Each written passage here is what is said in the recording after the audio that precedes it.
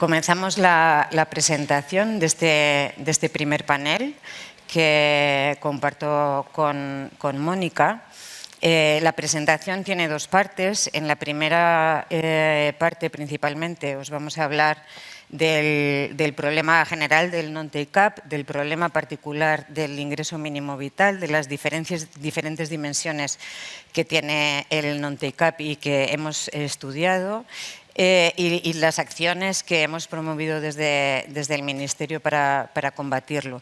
En la segunda parte, un poco hilando con alguna de estas ideas, Mónica nos va a contar la parte de la literatura que ha apoyado el estudio del non-take-up en otros países y el proyecto de prevención para el impulso del non-take-up que tenemos con EAPN, que están aquí acompañándonos con nosotros. Vamos a utilizar más o menos 15 minutos cada una de nosotros para intentar dar un poco de tiempo para que hagáis preguntas. No consigo ahora.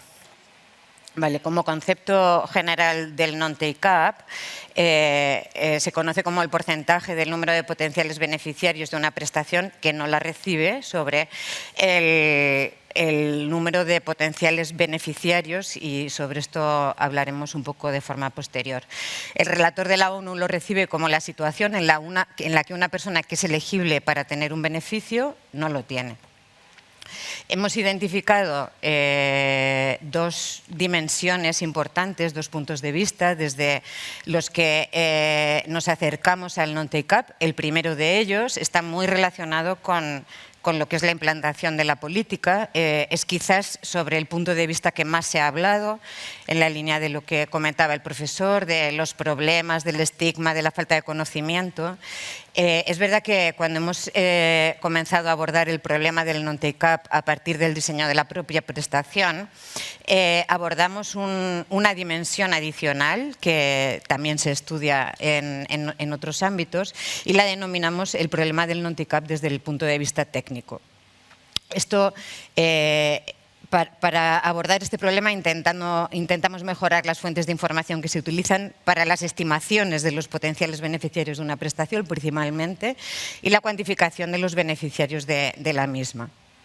En este sentido, desde el punto de vista de la política, el estudio del non-take-up cobra especial importancia en los sistemas de rentas mínimas. En particular, en la Unión Europea existen distintos problemas adicionales para intentar tener una visión global del problema del non-take-up a nivel europeo. Los sistemas de rentas mínimas o de minimum income schemes son muy distintos, complementarios, y existen distintos niveles de renta entre países, de manera que abordar esta cuestión de forma general es un gran reto.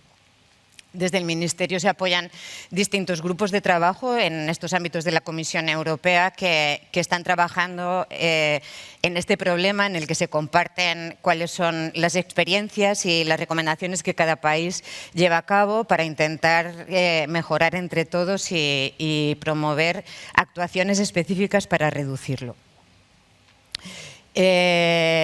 Como último punto de la parte que hablamos más vinculado al non-take-up desde el punto de vista de la política, últimamente se ha publicado hace unos días el informe del Relator Especial de Naciones Unidas sobre la extrema pobreza y los derechos humanos, que se llamaba La no percepción de los derechos en el contexto de la protección social. De manera que hacemos una breve mención al informe. Se basa en dos tipos de encuestas. Una encuesta que contestan las principales acciones de la provisión de servicio, como somos en particular ministerios o países.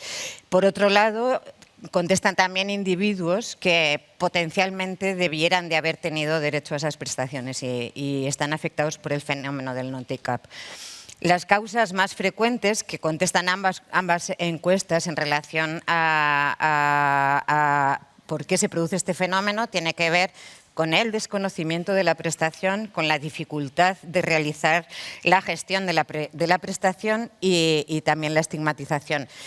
Como veréis, todos estos conceptos aparecen en distintos papers y distinta documentación que se estudia sobre este fenómeno a distintos niveles. Para centrarnos un poco más en... Vale. Desde el punto de vista técnico, nos surgen varias cuestiones. La primera es cómo medir de manera fiable o estimar el número de beneficiarios potenciales de una prestación. Usualmente se han utilizado encuestas a lo largo de los años para realizar este tipo de cuantificación y luego ver a nivel de encuesta también cuál es el take-up o el no take-up de la prestación. En este caso, la parte de las encuestas, aunque incluye información cualitativa que quizás no está recogida en otro tipo de datos que vamos a comentar después, tiene una dificultad adicional de encontrar información de muchos de los requisitos que aparecen regulados en la definición de la propia política. Definición de unidades de convivencia, periodos mínimos de cumplimentación de unos determinados requisitos, ajustes adicionales en los test de rentas. Entonces, por otro lado, encontramos el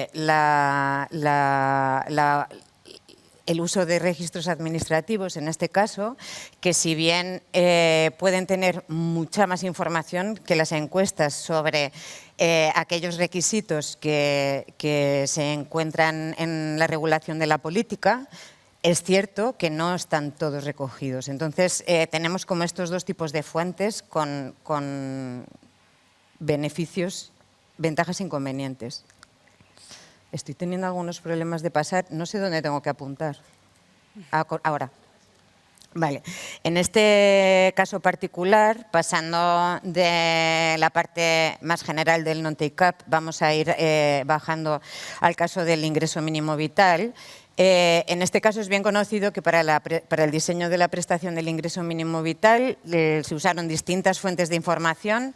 La encuesta de condiciones de vida se utilizó de forma complementaria. De forma primaria se utilizó la base de datos de información de renta y patrimonio de la Agencia Estatal de la Administración Tributaria, que incluye información tributaria y de patrimonio de todos los hogares, con la agrupación de hogares que encontrábamos en el padrón.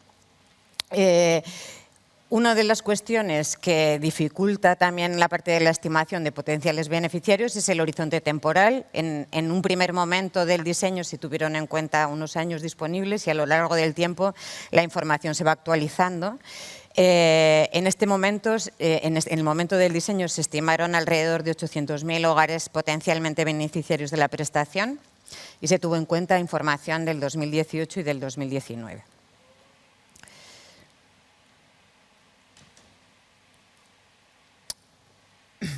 Vale. Hemos visto en el inicio que la estimación del non-take-up tiene que tener, por una parte, la parte del diseño de los potenciales beneficiarios y, por otro lado, la estimación de los beneficiarios del IMV. Para hacer este contraste, se tiene disponible la información de forma regular, una descarga de la base de datos del Sistema de Gestión de la Prestación del Instituto Nacional de la Seguridad Social. El estudio que se hizo en el año 2021, principalmente relativo a la evolución de los primeros meses de la prestación en el 2020, se utilizó la información de la Agencia Tributaria del 2019 y la base de datos de la gestión de la prestación. En función del tipo de definición que hagamos para el non-take-up, tenemos una definición más estricta que cuantifica de los beneficiarios estimados en el diseño cuáles no han venido, y tenemos una estimación del non-take-up un poco más sencilla, que es por diferencias. Restamos los que teníamos de los que han venido, ¿vale? En este caso se produce un non-take-up más bajo porque se producen algunos ajustes y algunos problemas que aprovechamos en este caso. Cuando hacemos este estudio del non-take-up, identificamos hogares que eran potencialmente beneficiarios de la prestación, pero que cuando han llegado a gestión no cumplen los requisitos. Esto normalmente lo achacamos nosotros a falta de información completa en la base de datos del diseño. Y sin embargo encontramos también la situación contraria, que son aquellos hogares que inicialmente no cumplían los requisitos y que no fueron identificados en el diseño, pero que cuando solicitan la prestación sí cumplen los requisitos. Y otra vez lo vinculamos con la parte de la falta de información, fundamentalmente de composición de unidades de convivencia y normalmente en ajustes de rentas, por ejemplo. Voy a pasar un poco rápido para no retrasarme y contaros las actuaciones que se promueven para combatir el problema del non-take-up. Se realiza una evaluación continua del grado de despliegue de la prestación y de las dificultades que encuentran aquellas personas que lo solicitan y no consiguen acreditar los requisitos. De este estudio que se hace, se han propuesto distintas modificaciones normativas que quizá todos conozcáis o al menos hayáis escuchado, relativos a la unidad de convivencia, a los plazos de residencia, a algunas condiciones de unidad de convivencia, al registro de mediadores para certificación de situaciones. Los servicios sociales también ayudan a certificar este tipo de situaciones, porque es un colectivo que tiene una situación un poco compleja y que no queda recogida, no es fácil de comprender. Para eso necesitamos actores que nos ayuden a hacer este tipo de certificaciones. Como actuaciones adicionales, un poco ya entrando en lo que os queremos contar de forma más concreta, se ha realizado una encuesta para el colectivo del non-take-up y se está trabajando en el diseño de un proyecto piloto vinculado al plan de recuperación que os va a contar Mónica con EAPE en España. Me voy a centrar en la parte de la encuesta. Vinculado a la suerte que tuvimos y el trabajo que hicimos con los datos de los que dispusimos para hacer el diseño de la prestación, se pudieron identificar cuáles hogares son aquellos que, debiendo haber venido, no han venido a solicitar la prestación. A partir de esos hogares se seleccionaron aquellos que tenían una probabilidad más alta para solicitar el ingreso mínimo vital a partir de distintos estudios previos que tenían en cuenta la composición de rentas de los hogares, que tenían en cuenta el importe esperado del ingreso mínimo vital, porque obviamente tiene bastante relación con el acercamiento a la prestación. Y en este momento ya se incluyó la actualización de los datos del 2020 de la Agencia Tributaria, de tal manera que del colectivo que habíamos identificado como non-take-up, nos quedábamos con 200.000 hogares sobre los que queríamos ir a buscar de manera estricta para saber su opinión y al menos que nos dijeran por qué no habían venido. En este sentido, la Agencia Tributaria envió un mensaje a una persona de aquellos hogares de los que disponía información, que de 200.000 ya bajamos a 90.000, y hay que mencionar que fue posible gracias a la colaboración conjunta del Ministerio con la Agencia Tributaria para hacer este proyecto. En el mensaje se decía, mandaba a la Agencia Tributaria un mensaje contando que estaba trabajando con el Ministerio para dar información e intentar saber si esta persona tenía especial necesidad para ser acompañado para el ingreso mínimo vital. Fundamentalmente para conocer las dificultades que se habían encontrado a la hora de acercarse a la prestación, pero también para pedirles acompañamiento. En este sentido, ponemos aquí la secuencia de cómo a partir de los 90.000 mensajes vamos perdiendo lo que nosotros llamamos muestra, porque hay algunos que no reciben el mensaje, hay algunos que no pinchan en el enlace, hay algunos que no autorizan la encuesta, hay algunos que no cumplen los requisitos y algunos pocos que pudiendo ser acompañados no quieren. Como resultado de esta encuesta, tenemos un total de algo más de 1.000 personas que realizan la encuesta y los resultados los vamos a ver en la siguiente diapositiva y encontramos 624 personas que, pudiendo cumplir los requisitos, no se han acercado a la prestación y que van a ser acompañadas. Este proceso de acompañamiento está todavía pendiente de finalización, de manera que sobre el acompañamiento no nos podemos contar contar mucho. En este sentido, me voy a parar ya para finalizar en los resultados que encontramos de la encuesta y cómo por bloques de tipologías encontramos similitud con lo que hemos hablado, de lo que cuenta el relator de la ONU, de lo que contaba el profesor en relación con otros estudios que se han hecho. 1 de cada 4 hogares no conocen el IMV, o sea que el problema del desconocimiento de la prestación es un problema importante. Es verdad que nos sorprende a los que estamos muy cerca del ingreso mínimo vital, pero hay gente que no llega a tener esa información. En este caso encontramos también que 1 de cada 5 hogares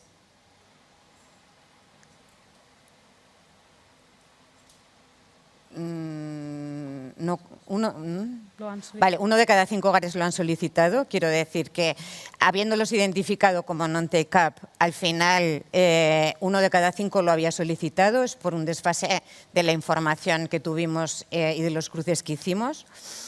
El 15% de los hogares no cumplen los criterios de renta. Quiere decir que, aunque nosotros los hemos identificado en registro administrativo con una unidad de convivencia concreta para la que cumplían los requisitos de renta, se definen como que están por encima de los límites de la prestación.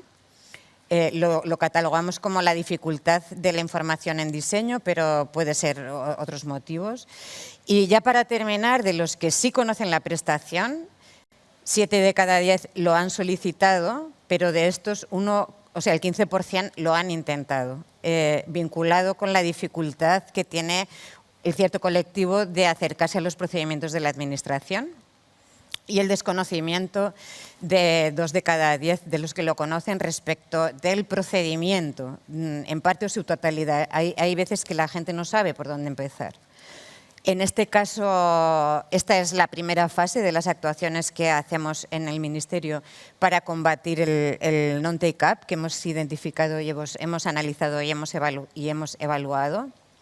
Como segunda fase de estos trabajos, y con esta diapositiva le doy paso a Mónica, estamos diseñando y trabajando muy estrechamente con EAPN para diseñar este proyecto de movilización de personas en situación de non-take-up. Antes de contaros de forma concreta el proyecto de APN, Mónica va a empezar con la parte de la literatura, un poco cogiendo el guante de lo que se ha contado de forma anterior.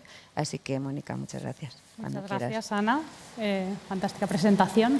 Seguramente me tomará menos de media hora, así que espero que haya tiempo para preguntas del público, o sea que encantados de recibir vuestros comentarios y preguntas. Entonces, como bien decía Ana, hay una literatura que además el profesor Abhijit Banerjee nos ha ayudado ilustrando de manera muy buena, pero eso también refleja que el problema de non-take-up es un problema global y que cada vez preocupa más en sociedades avanzadas y yo creo que esto va a ser una tendencia creciente en la medida que en los estados del bienestar están desarrollando políticas complementarias, el que muchas veces esas políticas haya gente para las cuales se ha diseñado que no lo solicitan o que no acceden a esa prestación, va a ser un problema creciente que debemos analizar lógicamente caso a caso, pero sin perder de vista que esto es un problema global. Hay un papel muy reciente que resume la literatura, es un papel que se centra sobre todo en la literatura en el caso de Estados Unidos, donde se ha detectado estos problemas de non-take-up desde hace algunos años y donde también se han mostrado algunas intervenciones. Entonces, como bien decía Ana y también el profesor Banerjee anteriormente, los sospechosos habituales de los motivos que hay detrás del non-take-up suelen ser la falta del desconocimiento de la prestación, los problemas de acceso en cómo solicitarla, como bien decía el profesor Banerjee, que me ha gustado mucho, los problemas tanto reales como imaginarios, ¿no? Aunque a veces las personas pueden pensar que el procedimiento es complicado cuando realmente no es tan difícil, pero esa sensación de desconocimiento ya les puede llevar a no solicitarlo. Y por último, el estigma, ¿no? Que también las cuestiones de estigma es algo que en la literatura de Estados Unidos ha sido muy presente. En el caso europeo quizá no sea la primera cuestión que nos viene a la mente, pero sería útil evaluar si puede haber alguna razón por las cuales algunas personas no solicitan una prestación porque no quieren sentirse que están pidiendo al Estado, ¿no? De nuevo, yo creo que esto es un problema que debemos afrontar desde el escepticismo saludable que comentaba el profesor Banerjee, porque muchas veces las respuestas que podemos encontrar nos pueden sorprender a nuestras intuiciones de lo que había detrás. Entonces, tanto la primera fase que ha descrito Ana como el proyecto que iniciamos con EAPN España están un poco en esa, o queremos profundizar en esa filosofía de intentar averiguar por qué y testear políticas o cambios innovadores para ver si podemos contribuir a solucionar el problema. El profesor Banerjee ha resumido el estudio de Filkenstein y Notowoidillo, en el cual se mandaron cartas informando de que esas personas eran elegibles para la prestación, y a otro subconjunto eran cartas más asesoramiento, y esto resultó que era efectivo. Pero un resultado interesante de ese artículo es que era efectivo en término medio, era efectivo para la persona en situación de non-take-up media, pero para aquellos más vulnerables, para aquellos más pobres de entre los que están en situación de non-take-up, estas cartas fueron menos efectivas. Entonces, esto es una cuestión que sigue siendo, pues está abierta en la literatura y debemos, lógicamente, prestarle especial atención. El problema del non-take-up puede ser heterogéneo y a lo mejor tenemos problemas todavía más grandes para acceder a los más pobres dentro de las personas de bajos recursos. Hay algunos resultados que sugieren que las tasas de non-take-up entre los más pobres suelen acrecentarse cuanto más difícil es el acceso a la prestación, cuanto más pasos burocráticos y más difícil es ese acceso, ¿no? Entonces, esto es algo que también nos tiene que hacer reflexionar. El proyecto de EAPN España propone un enfoque innovador para reducir el non-take-up, teniendo en mente que queremos buscar soluciones que también sirvan para aquellas personas más pobres o con mayores dificultades de acceso y de conocimiento. Entonces, lo que vamos a proponer es que haya una campaña presencial en puntos donde las personas vulnerables recurren habitualmente, y vamos a ver si ese enfoque presencial puede ser útil para reducir el non-take-up. Antes de contaros las especificaciones, o sea, las cuestiones más técnicas del proyecto, dejadme que os cuente un poco sobre la contraparte. EAPN España forma parte del European Anti-Poverty Network, que les da nombre a las siglas, que es una plataforma a nivel europeo de entidades sociales. Nosotros vamos a trabajar con la red o la rama de esta organización en el ámbito español, en España, y esta EAPN España a su vez es una red de entidades que comprende más de entidades del tercer sector y tiene presencia en todo el territorio español. Entonces, este es uno de los programas que también es interesante desde esa perspectiva de que vamos a intentar tener un proyecto en el cual va a cubrir la prácticamente totalidad del territorio español para ver también explotar, digamos, heterogeneidades que pueden surgir en el territorio por diversos factores. Hoy nos acompaña el presidente de EAPN España, Carlos Usías, así como José Javier López y algunos miembros de su otro equipo, o sea que muchas gracias y estaremos encantados también de que nos comentéis vuestras impresiones. Y esto, lógicamente, cabe enfatizar que el proyecto en sí, ellos también tienen mucho que ver, si no los que tienen más que ver, porque han diseñado la propuesta y al final es una colaboración un poco entre todas las bandas. Pero aunque estemos Ana y yo presentando aquí, también podían haber presentado ellos si hubiésemos planeado con un poco más de tiempo.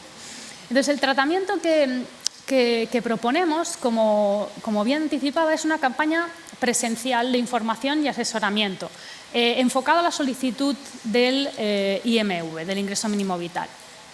Como bien os decía, lo que queremos hacer es llevar esta campaña presencial aquellos entornos donde la gente vulnerable los visita habitualmente. ¿Cuáles son aquellos puntos que creemos que puede haber una afluencia de gente de bajos recursos que pueda estar presentes? La idea es hacer esta intervención en comedores sociales, en puntos de distribución de alimentos, como por ejemplo puede ser banco de alimentos, albergues y también entidades sociales que dan algunos servicios. Entonces, yendo realmente a estos sitios donde estas personas con pocos recursos pueden ir a lo mejor habitualmente, quizá puede estar vinculado, por ejemplo, a momentos en los cuales se distribuyen alimentos, creemos que es una manera de acercarnos lo máximo posible a este contexto y en concreto a los más vulnerables. Lo que se prevé es que haya visitas semanales y recurrentes durante al menos 3 meses. ¿Por qué tiene sentido que vayamos una vez a la semana en ese punto o ese día que hay una distribución de alimentos, pongamos una mesa, una pancarta sobre asesoramiento de ingreso mínimo vital y demás? Pues porque muchas veces estas personas a lo mejor el primer día lo ven y no preguntan nada. El segundo día se acercan y preguntan de qué va esto. El tercer día les comentan lo que es la solicitud y dicen que tienen que llevar un documento. El cuarto día dicen, pues este documento ha averiguado que no es tan difícil pedirlo, ¿no? Entonces, esa recurrencia de estas actividades va a hacer que poco a poco esas personas también vayan cogiendo confianza y vayan acercándose, y por no hablar, lógicamente, de que no todo el mundo va a ir, o sea que cuanto más presencia temporal, pues más capacidad de abarcar a más personas que se vayan a acercar. Además de esta campaña informativa en esos puntos y en esos momentos puntuales donde se acercan estas personas a estas entidades, se van a crear espacios de asesoramiento para ayudar a la tramitación del IMV. Es decir, que en estos, además de esta campaña, puede haber sesiones adicionales donde haya una pequeña charla con algunas personas que hayan mostrado cierto interés para llegar más a los detalles de decir, pues hay que preparar esta documentación o se accede de esta manera, aquí tenéis un ordenador, vamos a probarlo y demás. Entonces, al final el tratamiento va a ser una combinación de dar información del IMV con esta fase de asesoramiento para ver si eso consigue que haya más gente que se anime a solicitarlo, ¿no? Entonces, el objetivo, digamos, o la teoría del cambio, los aspectos que creemos donde se va a incidir es en informar sobre el IMV en estos colectivos y también en ayudar a la solicitud. Entonces, ¿cuál es el diseño experimental? Aquí voy a utilizar un gráfico que les tomo prestado a JPAL y que ha utilizado el profesor Vanetti. En primer lugar, la unidad de randomización va a ser el territorio. Como bien os he dicho, va a haber una intervención en ciertas entidades o les llamamos también nodos. EAP en España va a identificar 400 nodos en todo el territorio donde se pueden hacer estas campañas presenciales. Mediante su red ya preestablecida y sus colaboraciones con entidades sociales van a identificar 400 potenciales nodos. Estos 400 nodos vamos a hacer una asignación aleatoria, los vamos a dividir aleatoriamente en 2 grupos. 200 grupos constituirán el grupo de tratamiento donde vamos a hacer todo lo que os he descrito anteriormente, esta campaña informativa, la campaña de asesoramiento y demás. Y habrá otros 200 nodos que serán el grupo de control donde no se realizarán estas campañas informativas y demás. Entonces, al cabo de un tiempo, mediremos los resultados, mediremos las variables de resultado en los 400 nodos, tanto aquellos que son de control como aquellos que son de tratamiento. ¿Cómo vamos a medir? Porque esta es una de las cuestiones que a veces desde fuera de los RCTs parece que esto debe ser lo más técnico y lo más sencillo, pero muchas veces es complicado y hay que pensar en la mejor estrategia para medir las variables de resultados. Este es un ejemplo hipotético de un barrio de Barcelona. Me he tomado licencia creativa y es el barrio donde yo viví en mi infancia. Entonces, imaginémonos que EAPN identifica en este barrio 2 nodos diferentes, 2 entidades o 2 puntos de distribución de banco de alimentos o demás.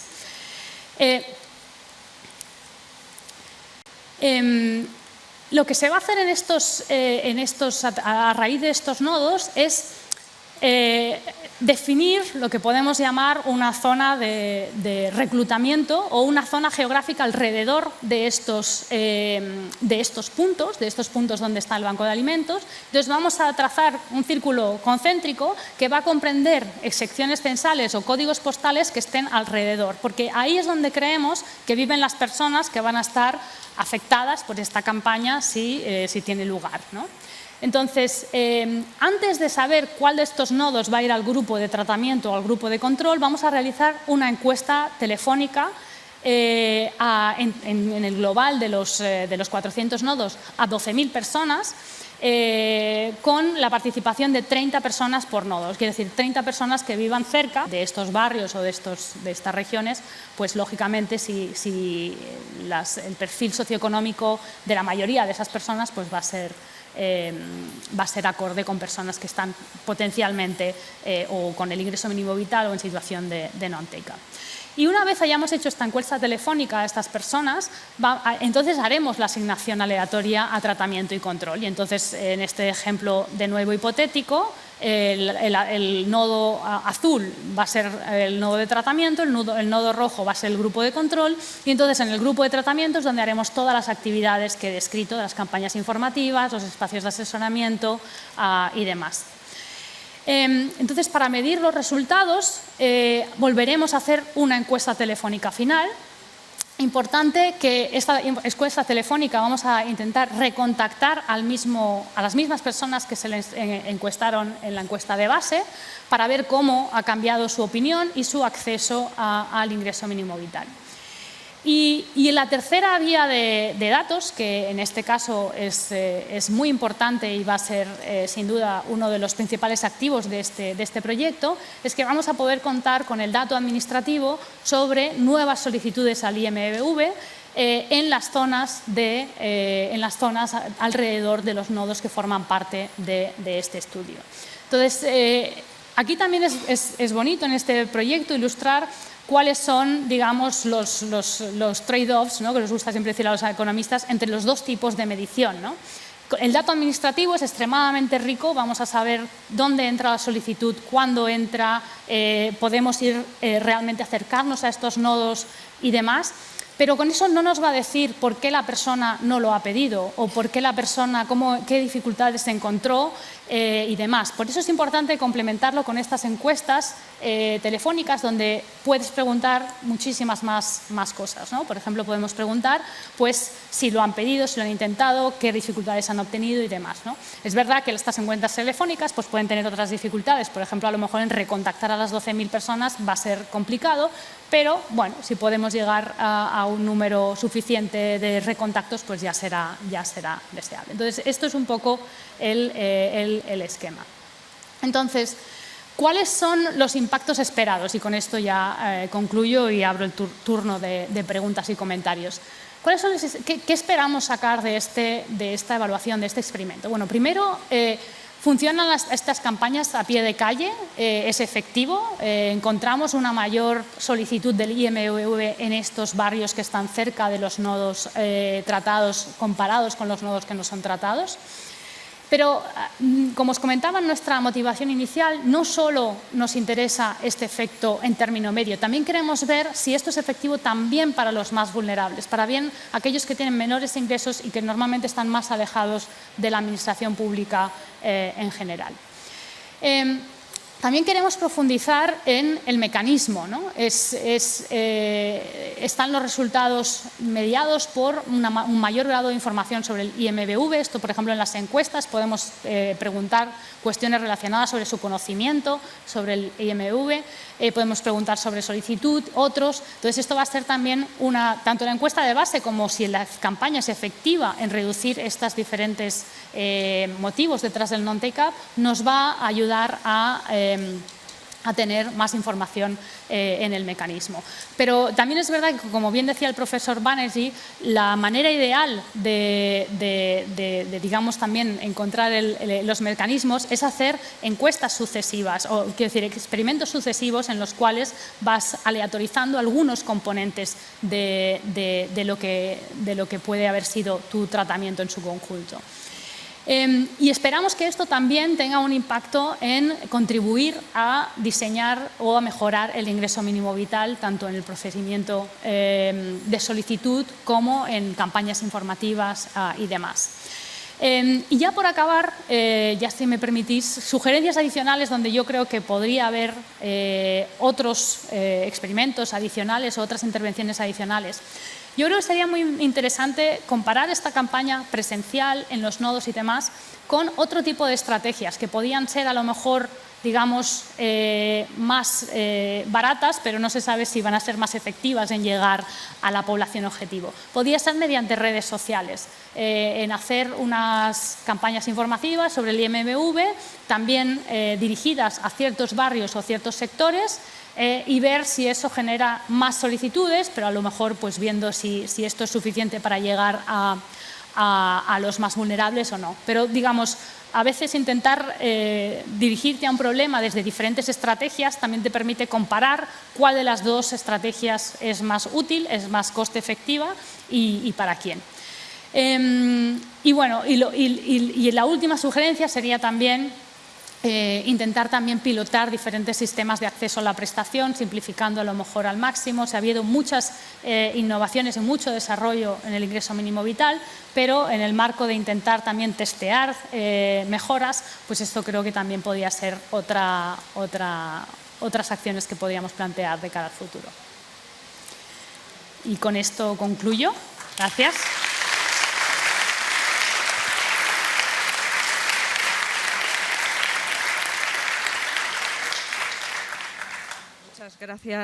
Muchas gracias, Ana, Mónica, enhorabuena por la mesa y enhorabuena a EAPN por el proyecto que están desarrollando. Hemos recibido una pregunta, dice, la formula Enrique Galván, el director de Plena Inclusión. ¿Se están analizando la relación del non-TCAP con la ausencia o presencia de canales y apoyos de accesibilidad, especialmente de accesibilidad cognitiva?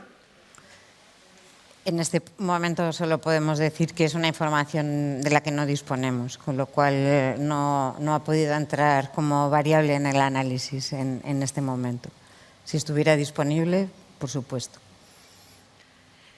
Aprovecho a deciros que tenéis las cartulinas para hacer las preguntas que queráis, que se van a recoger todas.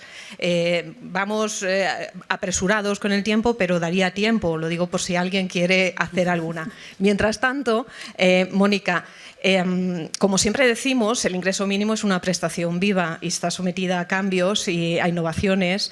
¿Cómo afecta o de qué manera se pueden neutralizar los efectos de la política que se está desarrollando en el experimento concreto? Es una buena pregunta en el sentido de que vamos a medir el non-take-up o las razones del non-take-up que tendrán lugar a finales del 2022, 2023, pero retrospectivamente no vamos a poder valorar el por qué no se pidió anteriormente, ¿no? Pero bueno, lo más relevante desde el punto de vista de política pública también es intentar diseñar los motivos del non-take-up que hay ahora y por otro lado yo creo que hay motivos que quizá también van a ser persistentes, ¿no? Si una persona ha tenido cierta reticencia a lidiar con la administración pública, quizá esto ha persistido en el tiempo y no se ha dado cuenta, ¿no?, de estos cambios, de estos cambios que han surgido para facilitar el acceso, ¿no? Y yo creo que, de nuevo, me remito a lo que decía el profesor Banerjee, que a veces lo que les impide acceder a lo mejor no tanto es, o puede ser las barreras reales, pero también las imaginarias, aquellas que un primo o un amigo le contó que había cuando pidió la solicitud el segundo día que se instauró, ¿no? Entonces, esto yo creo que bueno, vamos a asumir la realidad del non-take-up diversa como es a día de cuando se hagan las encuestas y la intervención. Pero sí, esto será interesante ver. Lo interesante también sería ver si futuras modificaciones o facilitar la prestación a diferentes modificaciones futuras, cuáles de esas modificaciones es más efectiva, ¿no? Cuáles debemos empujar, y para eso yo creo que deberíamos también hacer nosotros los deberes, ¿no?, de digamos, de tomar esta nueva perspectiva que estamos cogiendo en los itinerarios también para la prestación, ¿no? De pilotar, testear, basarnos en evidencias, que creo que sí que se ha hecho, pero podemos seguir en esa línea. Muchas gracias. La gente se ha animado y he recibido otras 3 más. Si queréis, damos por cerrado, os las hago, son preguntas rápidas y damos paso luego al almuerzo, ¿de acuerdo?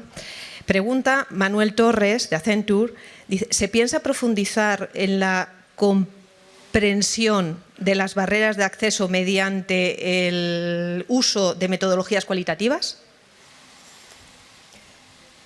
Efectivamente, desde el Ministerio se tienen en cuenta siempre las 2 dimensiones, la más cuantitativa y la más cualitativa, y se tratan de identificar esas barreras. O sea que efectivamente tenemos proyectos complementarios con otros organismos internacionales que desde el punto de vista cualitativo, pero también cualitativo, nos ayudan a identificar cuáles son las barreras de nuestro colectivo potencial y ciertamente, no sé si con cualitativo nos podemos referir a la información que hemos estudiado a nivel de la encuesta que hemos realizado sobre este colectivo para tratar de comprender cuáles son las verdaderas razones que tiene esta gente para no acercarse a la administración.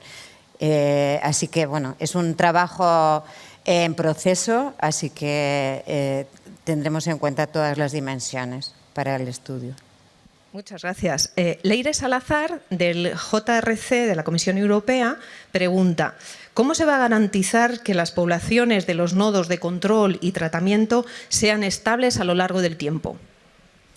Bueno, esto es una buenísima pregunta. Quiero decir, el proyecto no va a abarcar muchísimo espacio temporal, entonces no creemos que vaya a haber mucho margen de migraciones, si eso es lo que, o de cambios de residencia.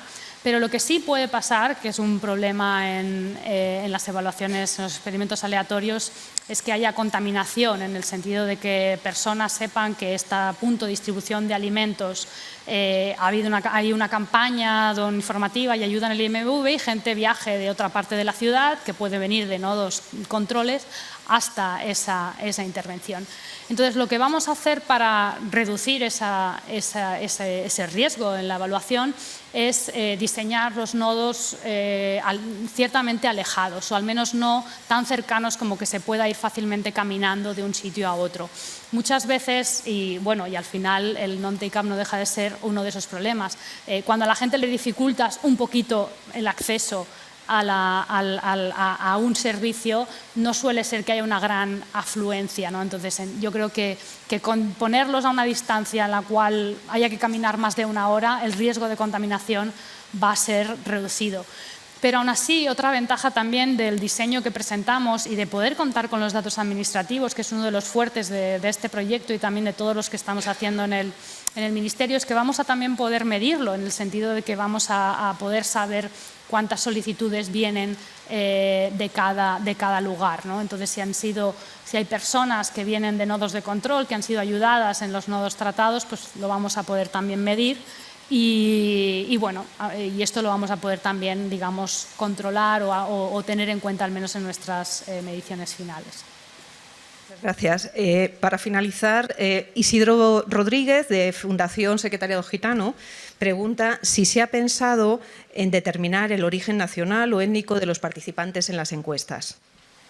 En este momento no hemos llegado a hacer esa reflexión de forma tan precisa, pero cualquier propuesta es bienvenida. En este caso, es verdad que el origen racial o étnico tiene especial protección y quizá no es tan fácil para integrarlo en los estudios, pero podemos pensarlo. No hemos llegado al punto de definir de forma concreta y listar todas las variables que nos van a interesar para el estudio, pero lo tendremos en cuenta. Yo creo que también abre la pregunta, una pregunta también muy interesante, ¿no? De si el problema del non-take-up es heterogéneo y puede ser muy heterogéneo en grupos concretos, ¿no?